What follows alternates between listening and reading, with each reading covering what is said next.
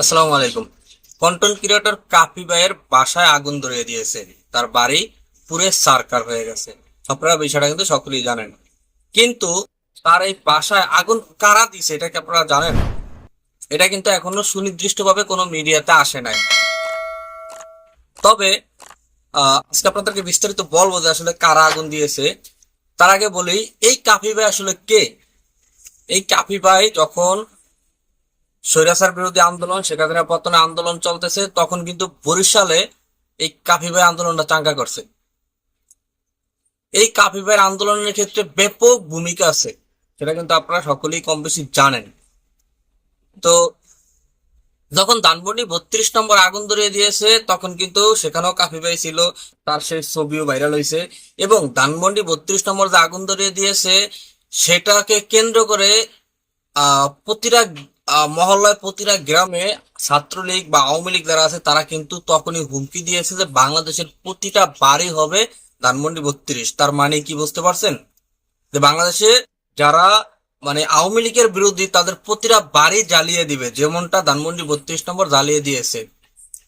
তো প্রতিটা বাড়ি হবে ধানমন্ডি 32। তো এখন প্রকাশ আপনারা বুঝতেই পারছেন যে আসলে ধানমন্ডি 32 কাফিবের বাড়িতে কারা আগুন ধরিয়ে দিয়েছে।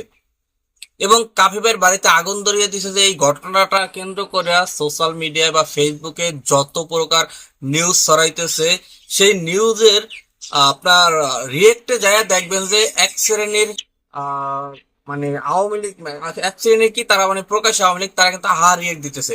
তো আমি ব্যক্তিগতভাবে মনে করি যে কাফিবের বাড়িতে যারা আগুন দিছে তারা কিন্তু এই হাহা দেওয়ার লোকগুলাই, এই হাহা দেওয়া লোকগুলাই কিন্তু কাফিবের বাড়িতে আগুন দেওয়ার সাথে জড়িত। এখন সেটা প্রত্যক্ষভাবে অথবা পরোক্ষভাবে তারা মনসম্মত দিতেছে, কাফি ভাইয়ের বাড়িতে আগুন দিছে।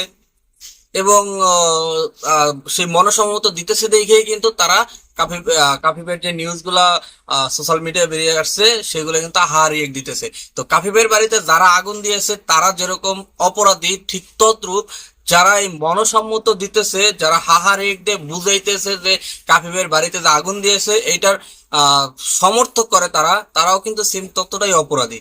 তো আসলে এদেরকেও বিচারের আওতায় আনতে হবে যে তারা আহ এত বড় একটা গণ অভ্যুত্থানের পরে তাদের মা নেত্রী শেখ হাসিনা তিনি পালিয়ে গিয়েছে, কিন্তু তাদের সে অবৈধ সন্তানগুলো বাংলাদেশে বৈশা তারা এভাবে ফেসবুকের ভিতরে গলা উঁচু করে তারা কথা বলে, তারা প্রকাশ্যে একটা বাড়িঘর ভাঙচুর, একটা বাড়ি ব্যক্তিগত একটা বাড়ি ভাঙচুর করছে, সেটা নিয়ে তারা হাহারি দিতেছে।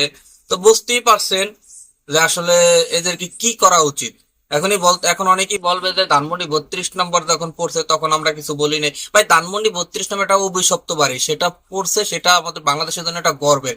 কিন্তু কাফির বাড়িটা কোনো অভিশপ্ত বাড়ি না, সেটা তাদের পৈতৃক সম্পত্তি, তাদের বাসস্থান।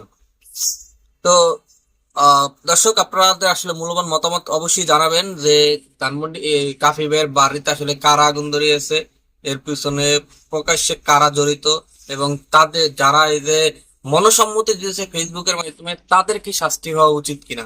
তো ধন্যবাদ এই পর্যন্ত সাথে থাকার জন্য। অবশ্যই ভিডিওটি ভালো লাগলে একটি লাইক করবেন, কমেন্ট করবেন আপনাদের মূল্যবান মতামত, এবং সেই সাথে আমাদের চ্যানেলটি সাবস্ক্রাইব করবেন প্রতিনিয়ত আপডেট নিউজ পাওয়ার জন্য। ধন্যবাদ সকলকে।